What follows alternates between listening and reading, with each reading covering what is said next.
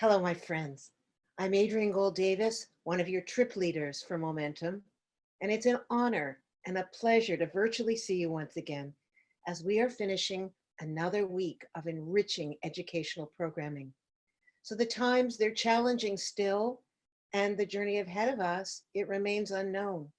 But we are in this together, all of us, and we really are hoping to add some warmth, some sunshine, just some learning to your day. Now, here at Momentum, we do have four particular goals: to connect with Jewish values, to engage with Israel, to take action, and to foster unity without uniformity. And as such, we've been structuring our daily webinars to fit creatively into each of these categories with the goal of inspiring you and your families. And while inspiration is a tremendous thing, we also know that inspiration without any perspiration yields very little concretization. In other words, each and every one of us must take some action in order to move that needle past that fleeting inspiration into truly making change happen in our lives. So first, of course, you can take action within yourself and of course within your family, but then can we extend beyond our circles to help change communities and ultimately the world? To motivate us, our daily webinars will cover a range of topics, from psychological and spiritual techniques for personal development to physical practices that also help us move forward. During today's Momentum Boost, we're connecting to Jewish values, specifically Shlom Bayit, or peacefulness in the home. And I can't imagine a more important or timely value given most of our situations. Don't you agree? So let's get started. It's time for the boost. And as always, if you have any questions, remember to enter them in the Q&A box that Zoom provides. We're going to monitor it throughout the entire webinar. For today, we are thrilled to welcome Dr. Hod Tamir. Hod is a developmental psychologist. He's a licensed mental health counselor, and he's the founder of The Wiser Place, a practice focused on well-being, identity, sexuality, and relationships. He's also a visiting professor of psychology at Florida International University, and he's given guest lectures at Columbia University Mailman School of Public Health. Dr. Tamir completed his postdoctoral training fellowship at ICAP Columbia University Medical Center. In 2015, he was selected by the National Institutes of Health for the Fogarty Fellowship and awarded the Global Health Equity Scholarship to implement mental health interventions in India. Recently, Hod received his PhD in psychology at Florida International University in Miami. He currently lives in Brooklyn with his family. Today, he's our private shrink. I will try not to dominate this with my personal agendas. Welcome, Dr. Tamir. Thank you very much. I'm so happy to be here. I'm so thrilled to have you. I really am going to try not to hog all of this with my own concerns, but to get that full ear of a therapist right now is a huge luxury. I really want to start, there's so much we need to go through, but let's begin with the fundamentals of this new normal. But the question I really wanted to begin with is about anxiety. Many of us identify or have children who have anxiety disorders at the best of times. But in this new COVID-19 epidemic, that anxiety seems to be off the charts. So how do we identify what goes beyond that basic at this time? And I want to break that down in like asking ourselves and asking you to help us understand some coping mechanisms and when we seek professional health and how this is going to affect our identities. Those of us who are used to being outside of the home, who are now in the home, those of us who the home is our workplace and now everybody else is at our office. So those are the things I want to unpack. Where do you want to begin? Yeah, those are some great questions, and I'm excited to kind of jump into those Good. pieces. Yeah. So identity, right? It's so important to us where we work, how we present, home, social life, all the different hats that we wear. And right now, that hat kind of is shrunken kind of to one pair of like sweatpants that we're all kind of wearing, Okay. right? So identity is something that many of us are struggling with and figuring out, well, who am I if I'm not that person who goes out? I'm not the person who does all these things, and I'm not the little league coach, and I'm not running out. And it's all kind of contained in the home, right? That's one piece. And another piece, and this is a very pressing piece in the clinical world, is this heightened state of anxiety that we're in right now. So yes, there are many people who generally have anxiety, and that's heightened even more, right? And then there are people whose baseline Do you is think, maybe, yeah, I'm sorry to interrupt you, but do you think that the identity issue helps create some of the anxiety? yeah, I think there's definitely a relationship, right, between a healthy sense of identity and well-being, right? So that can relate to not only anxiety, but to depression, to feelings of isolation, right? There's so much that plays a part in our overall well-being and how we identify when we look in the mirror, when we get up in the morning, what is important, and how do we present? And we're social animals, so those things are important, right?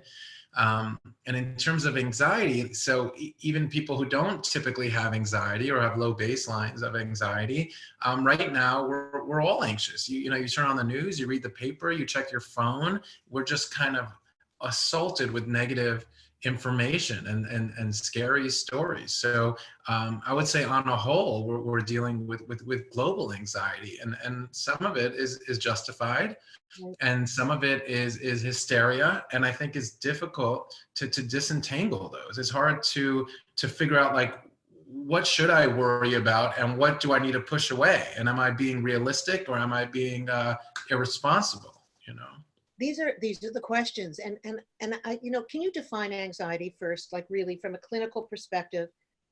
Those of us who have it or have children who have it know it, but for those of us who are just tuning in, can you just clarify that?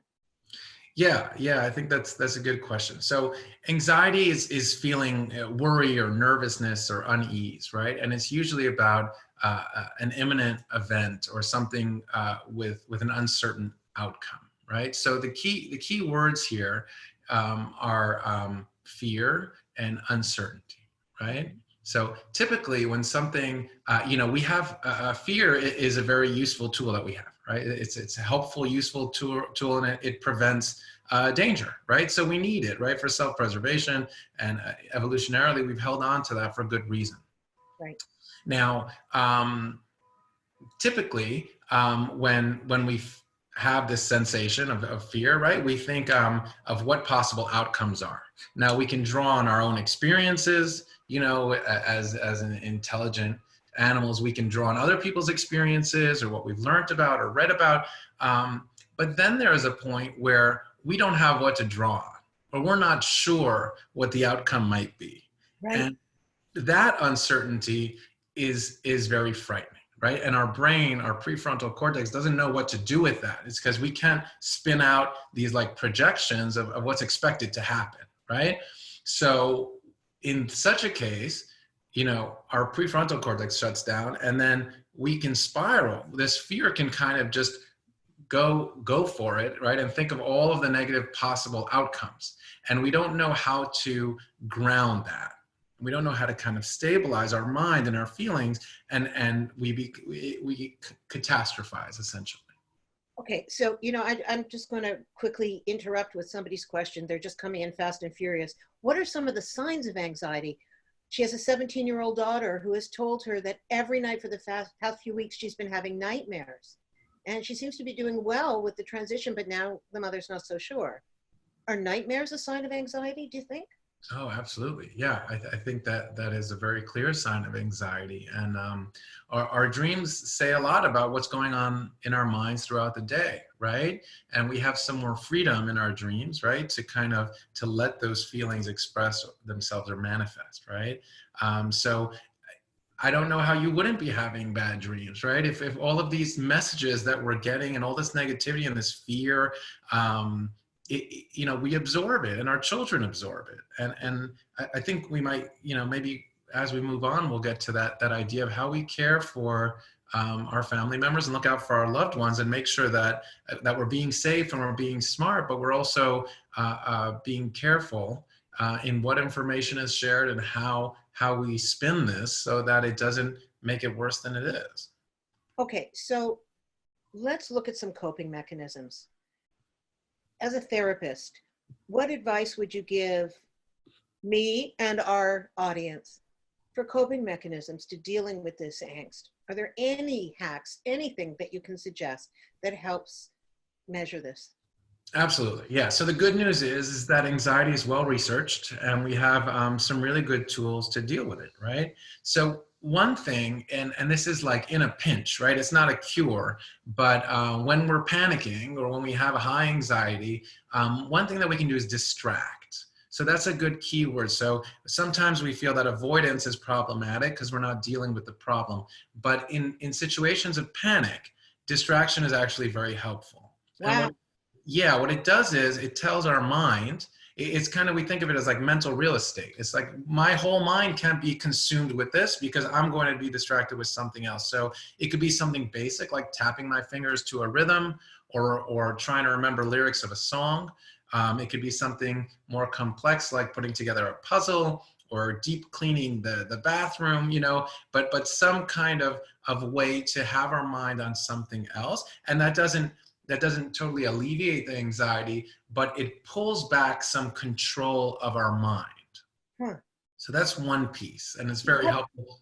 Do you have to be consciously doing that? Do I have to say to myself, I'm really anxious, I have to distract myself, I'm going to go do a puzzle or whatever? Like it's a conscious thing that you do? Yeah, because it's kind of counterintuitive, right? So I'm really worried about this thing. How can I go do a puzzle? That doesn't make any sense, right? Yeah. Or maybe something more sensory, right? So running cold water on my hands, right? So it's pulling attention away.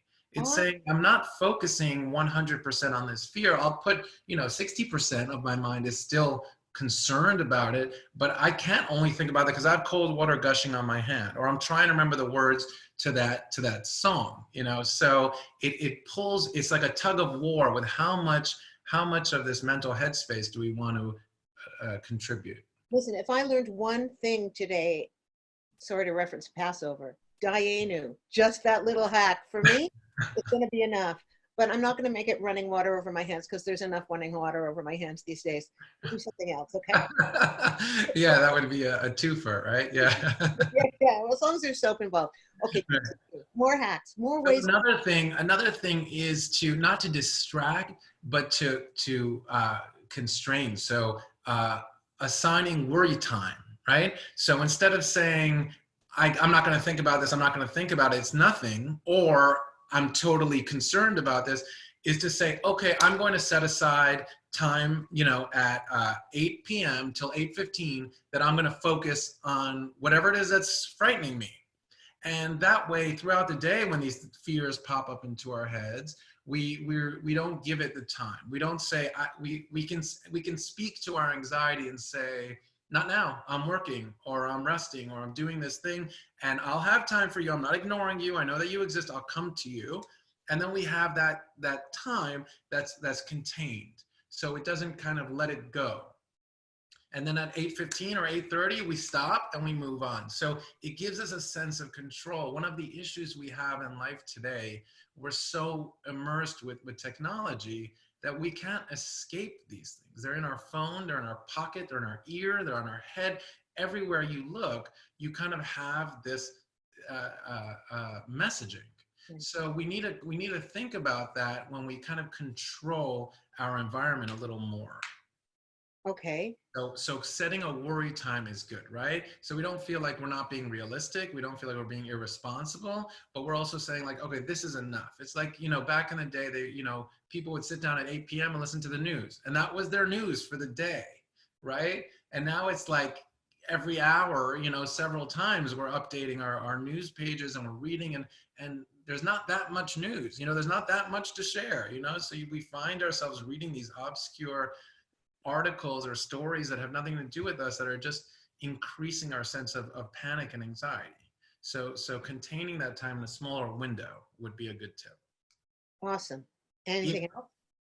Yeah, sure. So a mantra is good, just having something that we can repeat to ourselves, right? So, we have tefillah, right? Prayer is a great way, right? It's repetitive, and it kind of has the same things that we say every day, and it's comforting, and it can be musical, but just anything. We can say to ourselves like, this too shall pass, or we got this, or just something that we can just train our brain to repeat. And it's a quick answer. We can just comfort ourselves by saying this without having to delve into it too deeply. So that has been helpful. Another thing to focus on is self-care, right? So sleeping properly, eating properly, taking a bath, these things are, I think that for many of us, we're falling back maybe on bad habits, right? Where like maybe, you're home all day, so you're eating all day, and maybe you're not making the best choices, and that's normal, and it's a way that we cope, right? But we have to check in and see how we're feeling, right? So we have to make sure that we're not, putting things in our system that are not giving us the energy that we need and the strength that we need. The same thing with rest. Are we getting restful sleep, or are we falling asleep to the news in the background with negative input? So these are kind of the things we want to think about, is how are we taking care of ourselves? How are we honoring ourselves, and making sure that we are our best selves considering the circumstances, right? Another thing is to create a schedule, right? So to have a regimen or a schedule, and balance that with flexibility. So I think this is key, right? I think many of us, are torn, right? Between one thing is like, okay, we're working from home, let's put on our fuzzy slippers, and like we're on vacation, and we're going to sleep more and eat more and watch a lot of Netflix. And that's okay, right? But then there's the other part of us, or the other part of society, that is so gung-ho. And this is like the new COVID-19 challenge. How many burpees are you going to do? And how many push-ups? And how many posts? And how many challenges?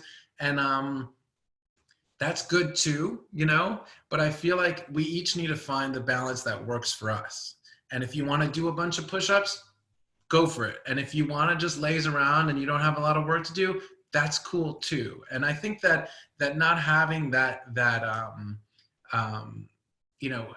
Ellis, one of the early psychologists, calls it masturbation. All the things we must do. I must do this, I must do that. And we got to just kind of dial it back and be like, this is good enough. If it's like 80-20, 80% is on and 20% is off, that's okay. So I think finding the right place in between those is helpful. The last thing that is often used for calming anxiety and general well-being is our breathing exercises, right? So deep breathing, diaphragmatic breathing, body scans, right? These are things that we can do that kind of help us check in, right, to our physiological system, right? So kind of, are we breathing okay? We sometimes are not breathing, we don't even notice. We're holding our breath, and we're holding in tension. Sometimes we carry, what's funny about using Zoom all the time is that you see your face a lot more, right? And we see like the stress that we carry and the, furrowed brows and the tension. Then you kind of have to just, roll your shoulders back and take a deep breath. These are, they can't be understated. You can take full courses on breathing, and it's very important. We use it in meditation, we use it in yoga, and we should be using it every day. So, one easy thing to remember is just breathe, right?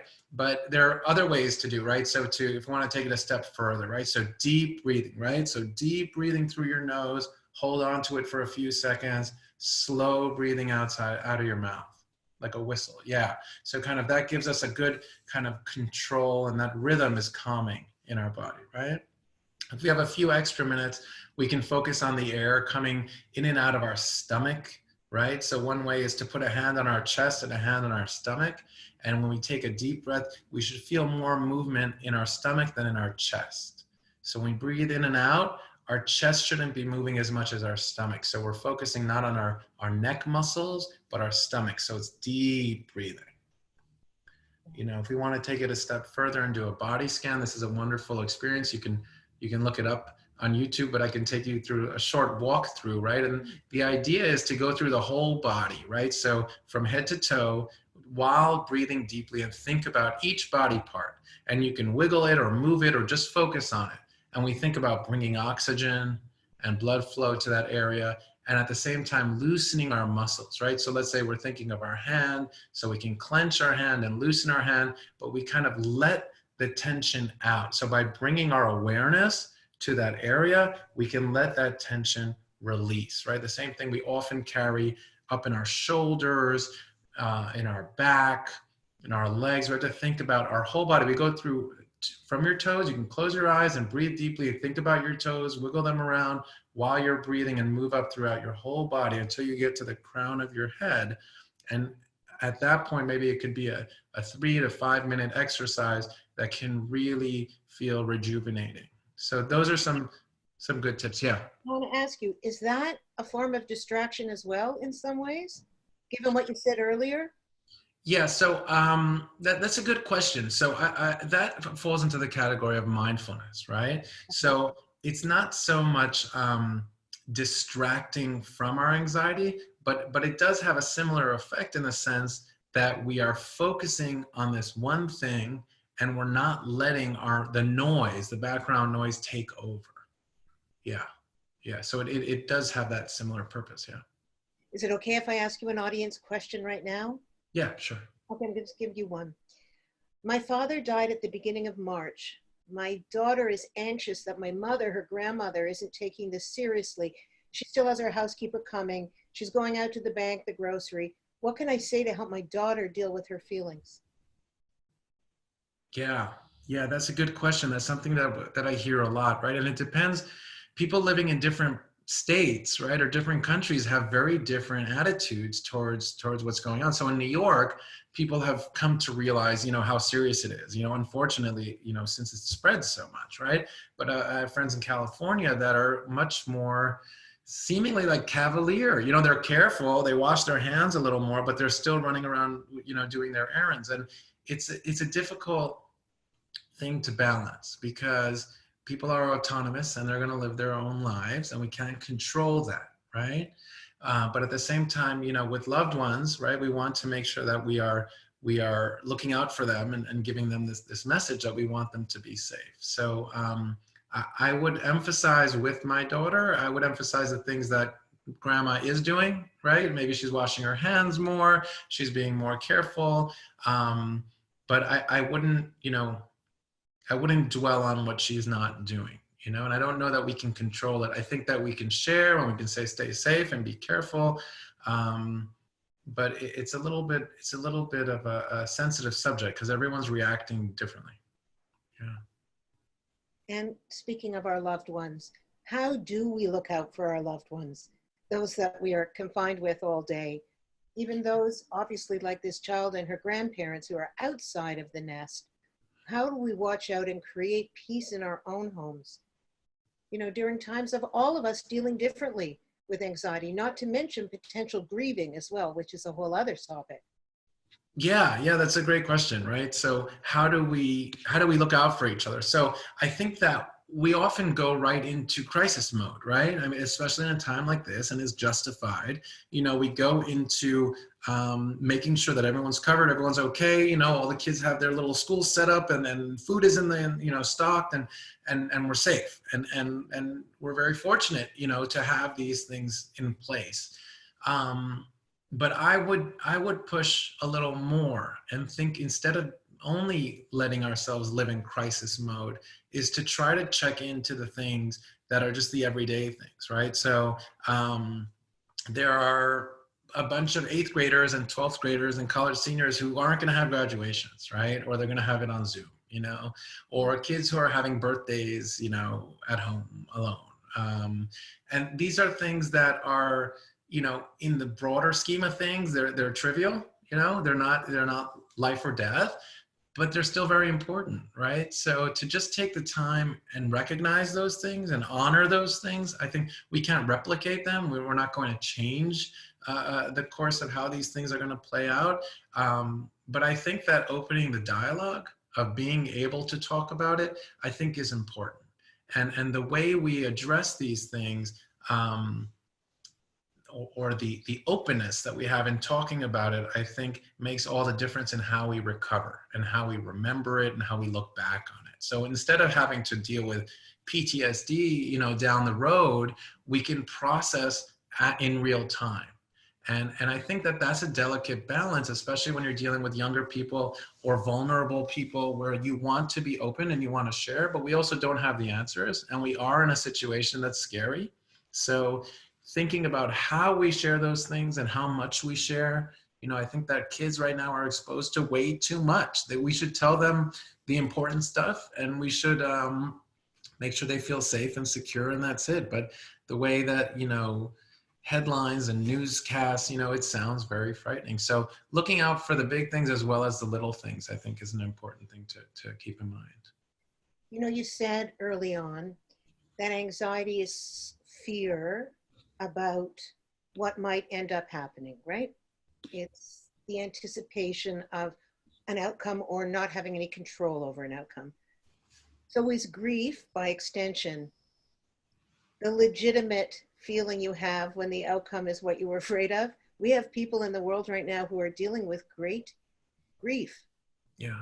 And I don't know, how do we help those among us who are not just anxious, but now they're dealing with grief, which is reinforcing the anxiety of those around them? Yeah, that's a really difficult part of this whole experience. That there are many good things about the Jewish community, but one of the really good things are how we show up for each other, right? And especially during life cycle events, right? So a bar bat mitzvah or a wedding, but when people are sick, we have meal trains and visits and carpools, and when people fall ill or people pass away, a shiva or support. And right now we kind of feel helpless or powerless when we want to help other people. How do we show up for people when we can't physically show up? And I think that this is a real challenge that we have to be very creative with. We need to figure out, how do I support these people that I love?